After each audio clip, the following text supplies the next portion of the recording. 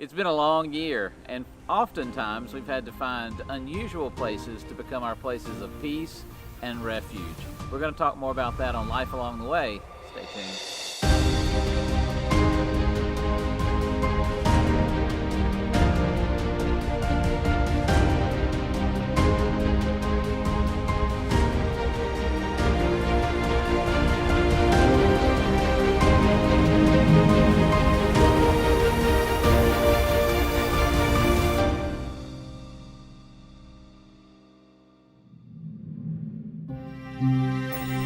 Welcome to Life Along the Way. I'm Shane Stanford.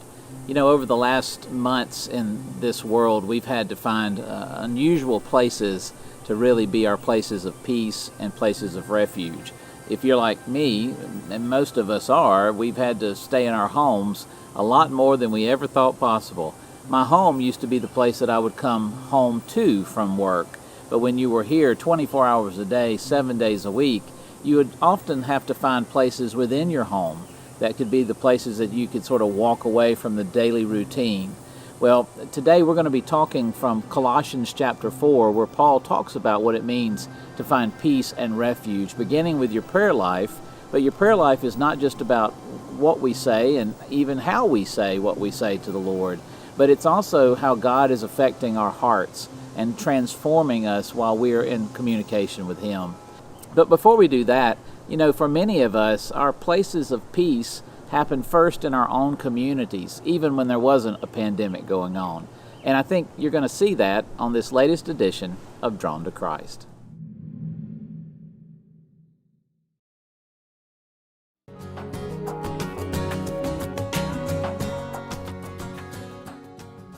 There is something about community. I recently painted this picture of a view off the square in Raymond, Mississippi, where I live. Raymond is a beautiful place. It is the county seat, and the courthouse there is truly picturesque. There are cannons, there are flags, and a water tower. There are columns and adornments. But I was drawn to paint another part of the scene.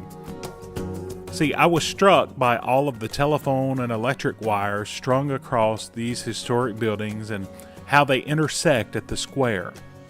They intersect in the middle of the community.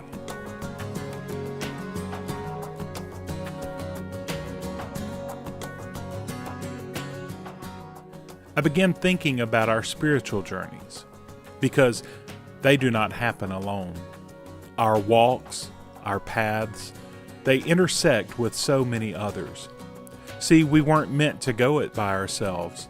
From the earliest moments of the dawn of man, God saw that it was not good for man to be alone.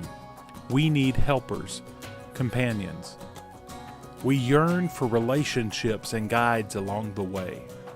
Following Christ in Acts 2, the new Christians also saw that the community together was the way to go. We pooled together, working as a village to raise our children, to travel this road together. I recently met some new friends on a trip together in Mexico with 3 couples. Our new friends asked Amy, my wife, and myself about the closeness that the 2 of us seemed to share with one of the other couples. It was simple, I explained. It wasn't that we had known the other couple for so long. It was simply that when we did meet, we discovered we were all believers. And from the moment we met the couple, even before we knew it, we were already brothers and sisters in Christ. We had a shared history, a common life view, a family. My community is those whom I laugh with, cry with, share life celebrations with, and it truly makes all the difference. There is truly something about community. And though I like to paint buildings, it's more than just place. Community is relationships. So where do you call home? Who are those that are walking beside you? Who are you surrounding yourself with in order to live encouraged and healthy and strong? It does make a difference.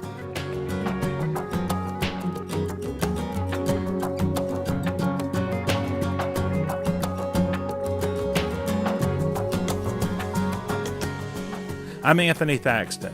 I'm drawn to community. I'm drawn to being positive in a very negative world. And I'm drawn to Christ.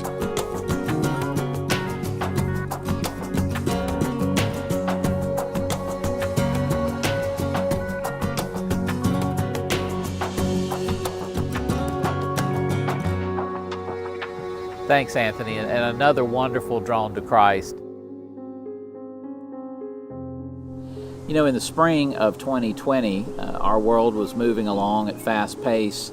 My world was very fast paced. We had a lot of things happening, not just in the life of the church, but in our personal lives. We had just had a daughter that had gotten married. We had had another one that had just come home from a mission trip to Africa.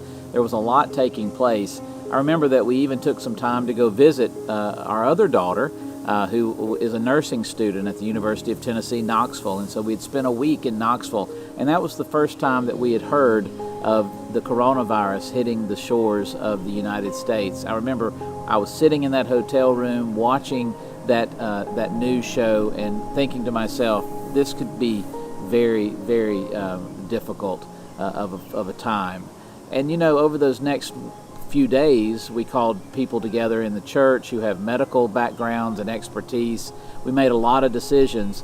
And could we have ever have imagined that we would have to cancel Easter in terms of being on site together, or that we would have to miss a Mother's Day together, or you know, even just the normal routines of baccalaureate services and just regular baptisms and communion? It would be almost 9 months before we would be able to share communion together as a church.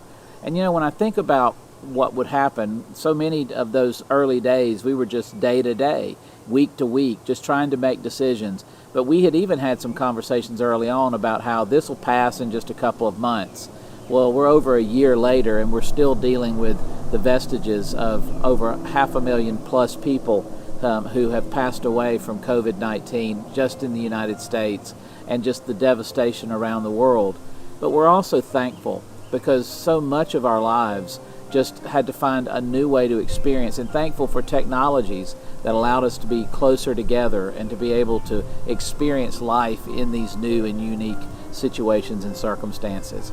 You know, for me, my home was the place that I came home to from work as my place of refuge. I remember my wife always saying, if there's nothing else that's going to be, you know, in your day that'll be contented, I pray that you'll come home to a contented home. And I have to say that I was always blessed that when I would come home, particularly our girls were always, you know, they're busy and there's a lot of stuff going on, but yet we would sit down around that table, have that meal together. I would maybe go up to the study, I would work on a few things, maybe watch my favorite show that had been recorded or whatever, you know, now of course it was on live stream or whatever it might be.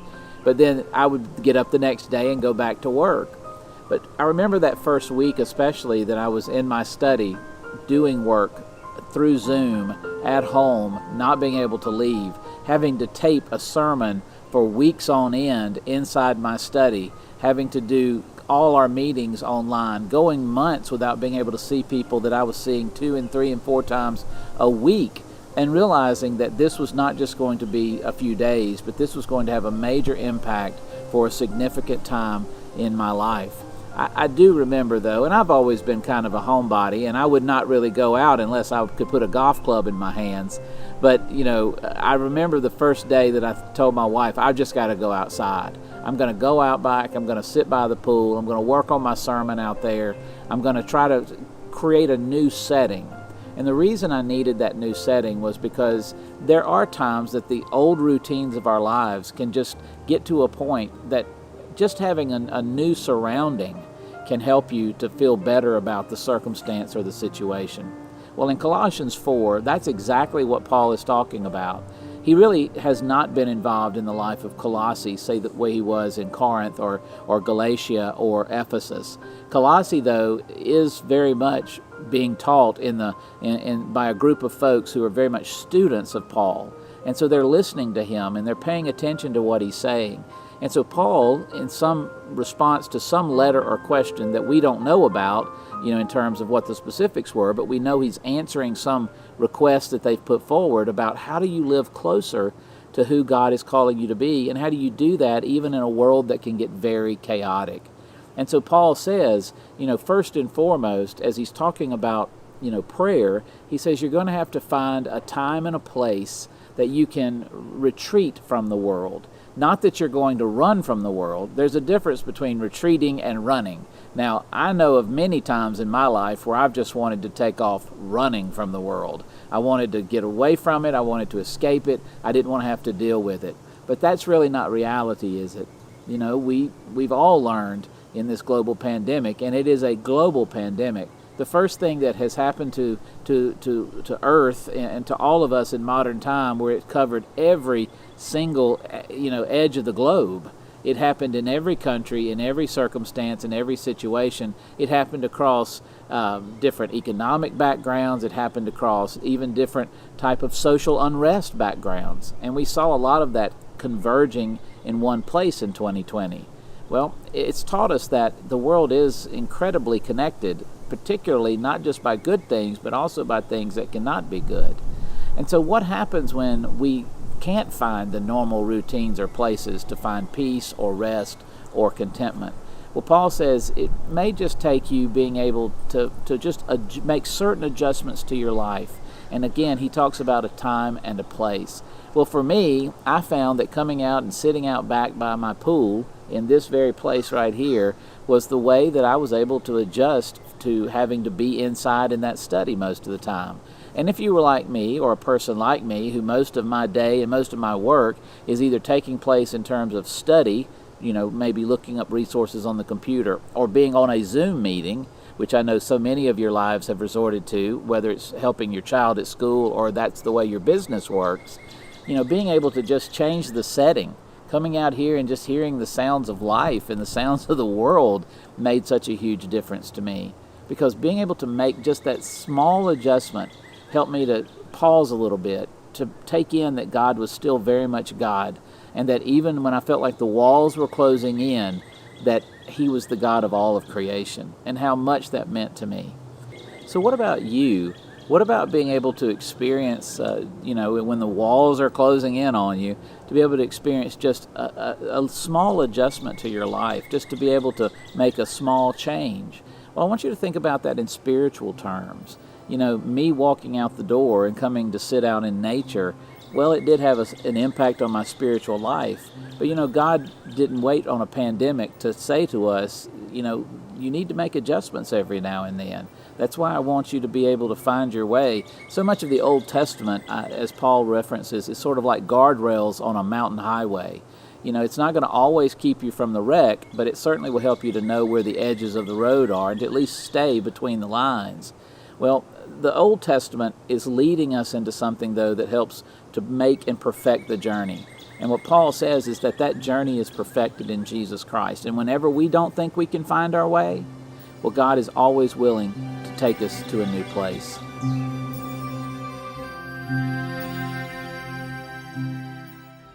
We are glad that you've joined us in worship today. If you haven't yet, please visit our prayer wall. The prayer wall is an online platform where you can share personal prayer requests, even anonymously if you choose. You can also visit the wall to pray for the request posted there. Just visit our website at the link below. You're not here by accident.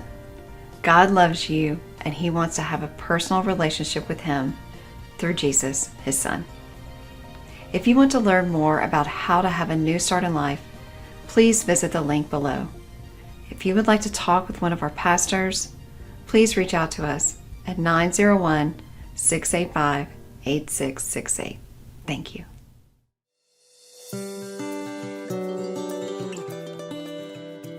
But making that adjustment to a new place and time is not all that Paul talks about. In fact, as we feel the few sprinkles hitting us right now, we also have to be consistent with it. What I found is that new adjustment of time and place was good, but it didn't last all the time. It didn't last forever. I would find myself, if I would do it on a regular basis, come out, spend some time in the afternoons, boy, it would make the day go better. And I would certainly work better and stay more focused in the times that I had to be in front of the computer and I had to be working. Well, Paul talks a lot about consistency. he talks a lot about the fact that, you know what, we may not like the rain, but we need the rain on a consistent basis in order to be able to help the flowers drink and to grow and to develop and help crops grow and develop. We need the rain. We don't want too much of it, but we certainly need it consistently on the right basis so that everything will be okay. How about the consistency in your life? If you're like me, I would get into stages, and of course, my business has been, very much being a part of the ongoing work of the gospel. I say that not to make light of the gospel, but that's my job. That's part of my vocation, calling, and career. But even in my personal walk and even in my own way of doing the work of the gospel, it would become easy for me to get busy with doing so many things that I would forget to spend time with the Lord. And so consistency of being able to walk away. I wrote a book several years ago called What the Prayers of Jesus Tell Us About the Heart of God. And I went through the Gospels and counted the number of times that Jesus would go away to talk to the Father. And it was well over 60 different times that are listed in the 4 Gospels. But do you know, of those 60 times, almost 2/3 of them were praying for unity, were praying that the disciples would be able to find consistency in their own life, to be able to do the same thing, because he knew that getting away consistently with the Father, now this is the Jesus who's fully God and fully human, but he also wanted to model what it meant to be able to get away and to spend time with the Father, how important that was. So I want to encourage you today to find consistency in your spiritual life. Is there a point every day that you know belongs just to Jesus, that belongs to God? No matter what else is happening, you're going to find that time to be able to experience that and to be able to have that time and that opportunity with him. It will make the difference. Paul says it's the key to maturity. That we have moments that transform us, that put us onto new paths, but ultimately spiritual maturity happens by consistency, by doing it time and time again. And it's a lot like, the small changes that over time become a major life transition. What happens is God is changing us in ways that we may not even have a metric to measure at that time. But over time of consistently being away with him, we find that we are different. We're closer to him. We do and are able to share more of the things that are happening with us, with him, and with God's people. And it makes a difference.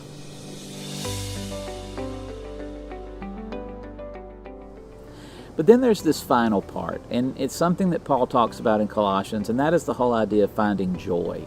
Now, one of the things that we are looking forward to, my wife and me, is one day being grandparents. We loved our children when they were at a certain young age, but you know what? We didn't appreciate it as much as we should have, and we had people coming and saying, you need to enjoy this time.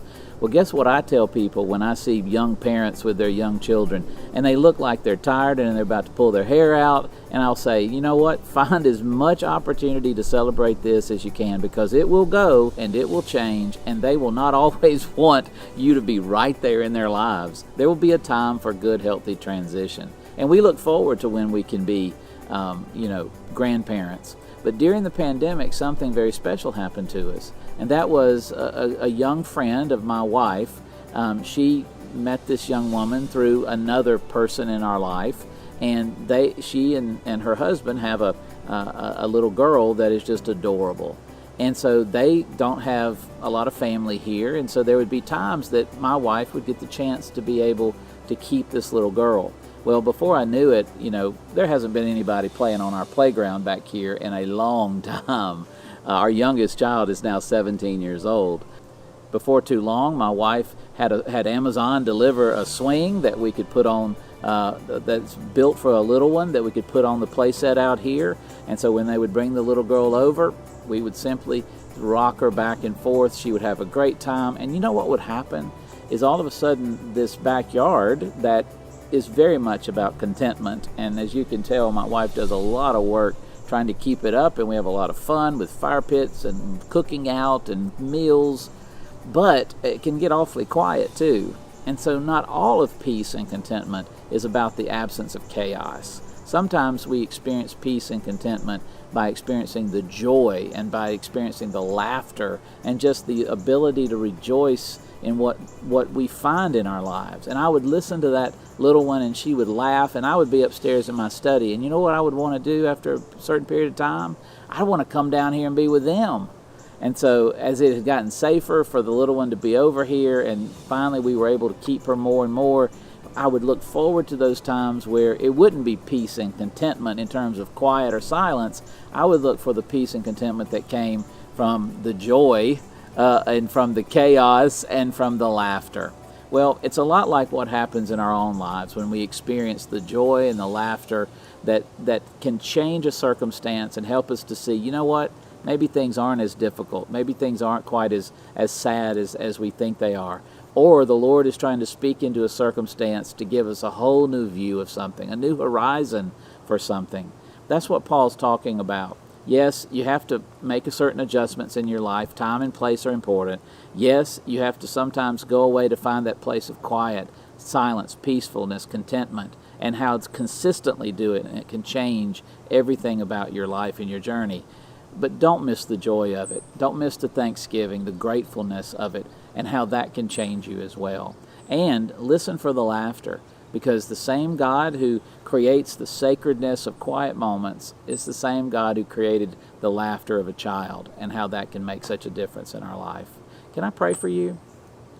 Gracious Father, I just want to say thank you for being a God who calls us into presence with you. That unlike any other world deity, Father, of any other religion, you crave personal, intimate time with us. That you want our relationship to be a mirror, to be a model for the other relationships in our lives. And Father, I do pray for those who during these last few months have felt so isolated, how it's affected the way they see the world, how they have joy in their lives. And Father, I pray that we as the body of Christ would not hesitate to reach out to each other, to be present for one another, Father, and that we would respond the way that Jesus would respond to us. And Father, I do pray for the consistency and for the laughter and joy that comes from being in your presence, that my brothers and sisters, Lord, will not miss that being along the way doesn't mean simply sacred rituals, but it also means, like it does in Emmaus, or just walking along the shoreline with the disciples. It does mean the normal, everyday routines of life, where we experience the joys and where we know the difference. We thank you and we love you, and we ask all this in Jesus' name. Amen.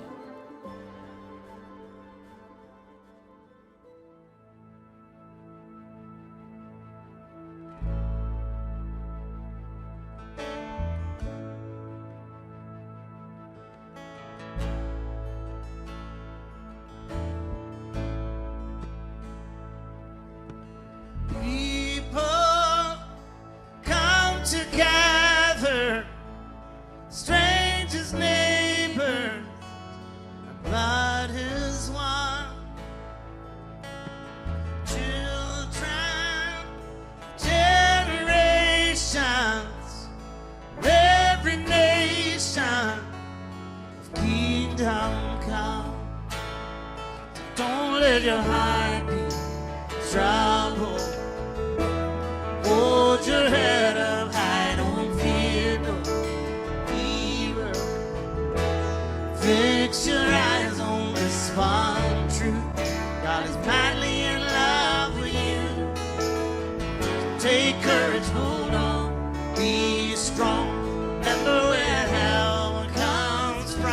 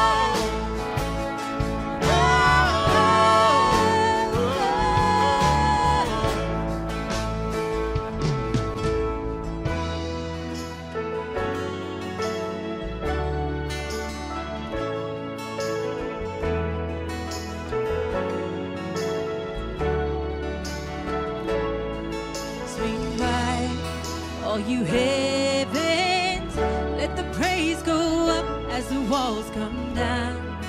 All creation, everything with breath, repeat the sound. All his children, clean hands, pure hearts, good grace, good God. His name is Jesus. Swing wide, all you heavens, let the praise go up as the walls come down. All creation, everything with breath, repeat the sound. All his children, clean hands, pure hearts, good grace, good God. His name is Jesus. Swing wide, all you heavens, let the praise go up as the walls come down. All creation, everything with breath, repeat the sound. All his children, clean hands, pure hearts, good praise, good God. His name is Jesus.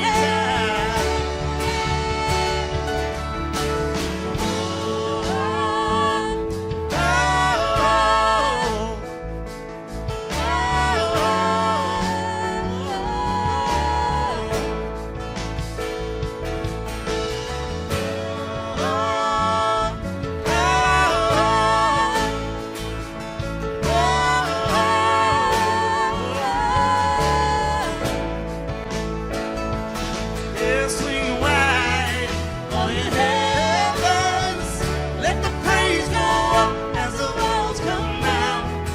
All creation, everything with breath, repeat the sound. All his children, clean hands, pure hearts, good praise, good God. His name is Jesus. Jesus, our redemption, our salvation is in his blood. Jesus, light of heaven, friend forever. If you would need to have someone pray with you, please call the number on the screen or go to our prayer wall and let us participate with you on the journey of prayer. Maybe that's where you start. You don't even have to give your name. Maybe you want us to know your name, and maybe you want to be praying for others. You can do that there.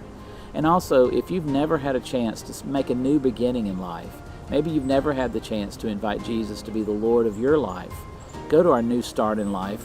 That website is on the screen, and that can help you with some questions and scriptures, and then finally a prayer that can be a very specific, tangible turnaround for you, a new start in life along the way.